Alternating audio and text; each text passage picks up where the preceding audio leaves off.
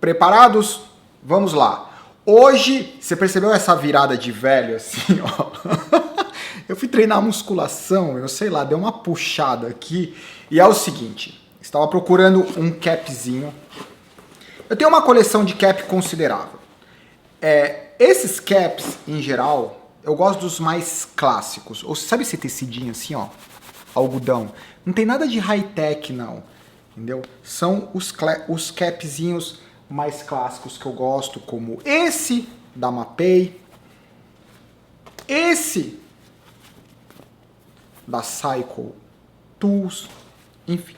Eu gostaria de agradecer demais o Alessio, que é um amigo aqui da galera do Pedal da Flórida. Ele estava passeando por aí, ele entrou numa loja, tinha uma coleção de caps clássicos, verdadeiros, de um amante do ciclismo que passou a vida visitando diferentes competições.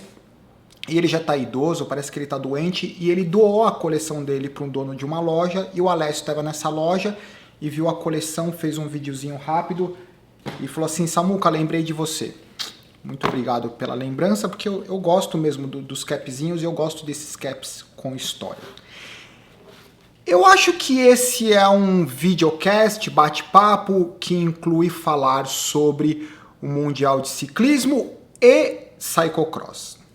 Estou inspirado para conversar hoje, então quem não estiver a fim de vídeos longos e que só fala sobre bicicleta, a sugestão talvez seja um outro vídeo, porque esse vídeo ele não tem organização nenhuma e talvez eu fale mais do que geralmente eu costumo falar. Mas para aqueles que acham que por algum motivo vale a pena assistir esse vídeo, vamos falar sobre o cyclocross, contrarrelógio, mas principalmente sobre performance. Quais são os aspectos que aqueles melhores atletas no planeta eles têm em comum? E geralmente, não só no mundo da bike, mas como em qualquer esporte, quando a gente olha os melhores do mundo, no skate, no surf, na patinação artística, no nado sincronizado, mergulho, futebol, parece que é fácil, parece que é tudo leve. Por que isso? Economia de movimento. Como você configura economia de movimento não é algo igual para todos. São diferentes componentes que, combinados, não na mesma proporção, eles traduzem economia de movimento. Geralmente, quando alguém quer justificar ótima performance ou no mundo do treinamento, geralmente se usa, principalmente para atividade aeróbica, se usa o VO2, que é a capacidade máxima que o nosso organismo tem de captar, transportar e utilizar oxigênio. Como é uma atividade que precisa de oxigênio, se você tem uma maior capacidade de captar, transportar até o músculo e o músculo conseguir usar aquele oxigênio, supostamente você tem uma melhor performance. Só que o que acontece entre esses caras que são os melhores do mundo? Todos eles têm um VO2 acima da média. Provavelmente acima de 80, 85 ml por quilo por minuto. Esquece esse número. Quer dizer, esquece esse monte de informação. Mas uma pessoa normal provavelmente é alguma coisa entre 50 e 55, uma pessoa bem condicionada 60, 65, um bom atleta 70, 75, esses caras acima de 80, acima de 90. Agora, quanto maior o VO2, mais alto o lugar do pódio, a gente consegue criar uma relação entre, por exemplo, os atletas que estão no Mundial de Ciclismo. Todos eles têm um VO2 acima da média. Agora, quando você olha o pódio, os 3 primeiros lugares, os 3 primeiros lugares são os 3 maiores VO2 da competição? Não, absolutamente não. Provavelmente, os que estão lá são os que têm a maior economia de movimento. Por quê? Ele consegue fazer a mesma coisa que um outro atleta, gastando menos energia. Como é uma competição de performance, em vez dele ser mais econômico, ele consegue usar aquela energia que está sobrando para ir mais rápido. Consequentemente, para ocupar o lugar mais alto do pódio. Agora, eventualmente, a cada ciclo, talvez de 100 anos, aparece um cara que, além de ser o VO2 mais alto, provavelmente é o que tem uma melhor economia de movimento, como Miguel Indurain. que tinha o VO2 talvez de 93, 94, o que é algo astronômico. Além disso, provavelmente, nós não tínhamos tantos recursos na época para fazer uma análise, mas provavelmente ele era um dos ciclistas mais econômicos. Além de ser um motor grande e potente, é um motor que não desperdiça energia, é um motor equilibrado. Aí o cara tem uma ótima performance. O que eu olho, por exemplo? Vamos começar com o contrarrelógio masculino. Júniors, que é o que aconteceu. O italiano Antonio Tiberi, ele ganhou o contrarrelógio 2 voltas, 28 quilômetros, com o tempo de 38 minutos. Quando você olha o gesto dele pedalando, não parece que ele está fazendo força. Além de não parecer que ele está fazendo força, ele teve problema logo na saída. O pé de vela quebrou, o parafuso quebrou, alguma coisa aconteceu no movimento central, no pé de vela. Ele se manteve extremamente calmo, ele não mudou o gesto, desceu da bicicleta, pegou a outra bicicleta, voltou para cima da bicicleta. Durante o pedal, ele era estável na posição dele, a única coisa que mexia eram as articulações que interessavam. A do quadril e a do joelho. O resto, relaxado, não tenso. Relaxado e um movimento constante. Que não demonstra força. Por que não demonstra força? O equilíbrio entre os diferentes músculos dele é tão grande e a pedalada é tão eficiente que você não percebe algum momento onde você tem a aplicação de força evidente num único momento.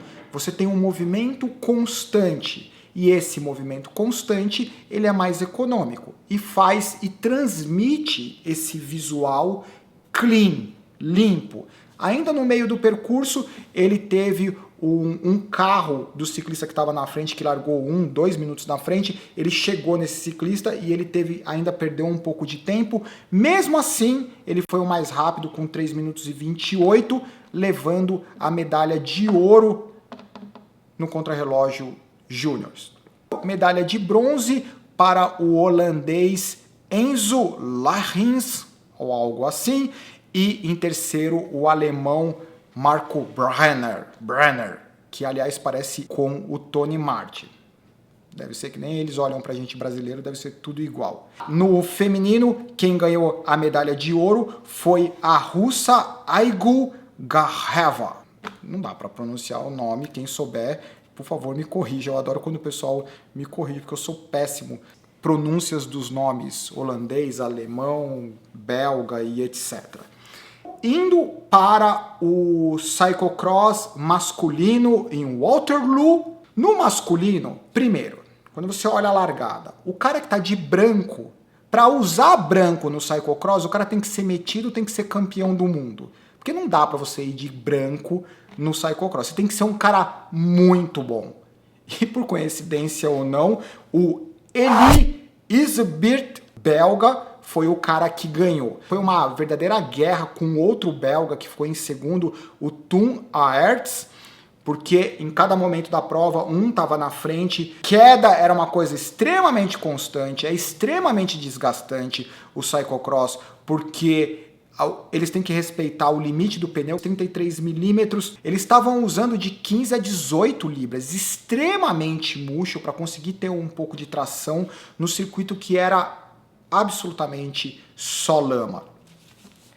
E além de ser extremamente desgastante, porque eles precisam constantemente descer da bicicleta para carregar a bicicleta, nem sempre eles conseguiam carregar a bicicleta, de tão escorregadio que era. Agora, quando eles estavam pedalando, esses caras eles desenvolvem uma técnica de pedalada para conseguir tração, que é outra tradução de eficiência muscular. Por quê?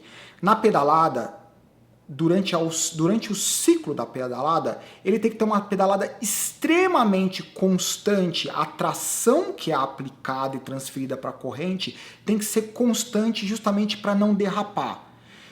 Como em cada ciclo do pedal, diferentes músculos entram em ação e esses diferentes músculos possuem diferentes níveis de potência, eles precisam igualar isso para que você tenha uma transmissão constante. Então, por isso que os caras de cyclocross, eles são conhecidos por terem uma pedalada extremamente eficiente e econômica, se eles quiserem, ao mesmo tempo extremamente potente. Porque eles têm a obrigação, a necessidade de trabalhar os músculos acessórios da pedalada, que eu já tanto falei sobre isso. Você precisa trazer a intensidade para baixo, treinar os músculos que não estão treinados, porque uma vez que esses músculos estão treinados, eles conseguem dar suporte, apoio para os músculos mais potentes. Como eles treinam tanto isso, a pedalada deles acaba sendo uma pedalada extremamente uniforme, o que garante mais tração num percurso desse. Além de toda a técnica que os caras têm, principalmente para fazer curva, é uma coisa impressionante. Por isso que alguns ciclistas, quando vão para o mountain bike, como o Mathieu Van Der Poel, os caras saem do pneu 33 com uma bicicleta sem suspensão, é claro, com um percurso que não tem pedra. O percurso do cyclocross é grama e lama, escada, obstáculos e etc. Mas não tem rock garden, se tem raiz não é como no mountain bike, mas o cara sai de uma bike rígida com pneu 33 para o mountain bike, onde você tem praticamente liberdade para escolher o equipamento que você quiser. Pneu 2.35, full suspension, o curso que você quiser, o pneu que você quiser. Então, se o cara tem ali uma certa facilidade para o mountain bike, o cara acaba, né, tendo uma extra vantagem sobre outros ciclistas. Então, o Eli Ezebirt deu um verdadeiro show e ganhou a medalha de ouro. Falando em mountain bike e cyclocross, quem esteve presente no Mundial Cyclocross Elite Feminina foi a Yolanda Neff, que conquistou a medalha de prata. Alguns aspectos dessa história. Ela não é a única atleta do mountain bike que estava no Mundial de Cyclocross, mas entre as que estavam lá, ela é que tem o maior foco no mountain bike. E ela conseguir uma medalha de prata no cyclocross feminino é algo realmente de tirar o chapéu, não só pela performance física, mas pela disposição psicológica ao sofrimento que esses atletas têm. É muita competição uma atrás da outra, é muita viagem. O maior exemplo disso que a gente pode observar de perto é o Henrique Avancini conquistando em Itabirito. Aliás, tem mais do que canais o suficiente para falar do que está acontecendo no Brasil. Eu só fico assistindo de camarote porque tem, sei lá, todos os melhores canais, os canais legais com diferentes focos estão falando sobre o que está acontecendo no Brasil. E eu estou assistindo como espectador. Voltando para o cyclocross. A Yolanda Neff, a disposição para o sofrimento é incrível. E é a primeira vez que eu vejo ela cruzar a linha de chegada com uma cara de não satisfeita. Absolutamente desapontada, decepcionada, algo assim. Só que, quando a gente olha a performance da Katarina Nash, da República Tcheca, ela deu simplesmente um show. E eu não sabia, obviamente, eu não acompanho as competições dela. Ela tem 40 anos e ela estava assim, super positiva em relação à performance dela, estava feliz. E quando a gente olha a vitória dela, não foi por acaso. Ela teve assim, entre todas, era ela a que descobriu mais rápido quais eram os pontos que valia a pena pedalar, quais eram os pontos que valia a pena descer da bicicleta, e ela estava fazendo uma linha na média diferente das outras atletas, e ela estava conseguindo uma grande vantagem disso.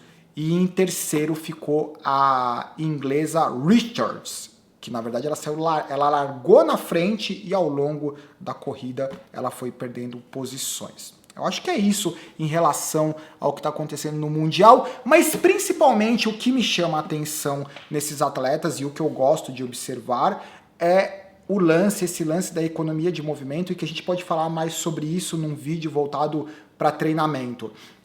Mas essa calma e esse equilíbrio muscular e essa eficiência neuromuscular de solicitação do que deve estar relaxado e o que deve fazer força, isso é o grande diferencial deles.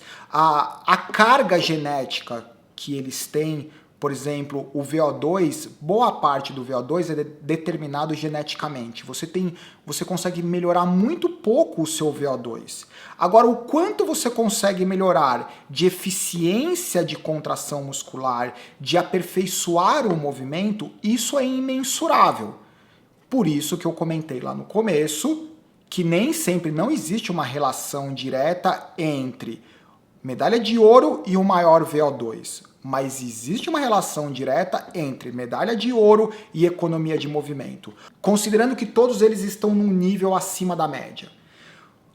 Para um cara que tem um VO2 alto e uma péssima economia de movimento, para ele conseguir suprir com o VO2 um cara que é extremamente econômico, ele precisa ter um VO2 muito acima da média. Então o que eles conseguem fazer, qualquer um desses profissionais, mesmo mal treinados, eles conseguem ser mais rápidos do que nós, porque eles contam com a parte genética deles. Só o VO2 mais alto deles, mesmo destreinados, mesmo acima do peso, eles vão dar na nossa cabeça. Agora, entre eles, você consegue fazer muito mais diferença sendo um cara mais econômico e talvez não tendo o VO2 mais alto do que aquele cara que tem o VO2 mais alto e não é tão econômico, certo?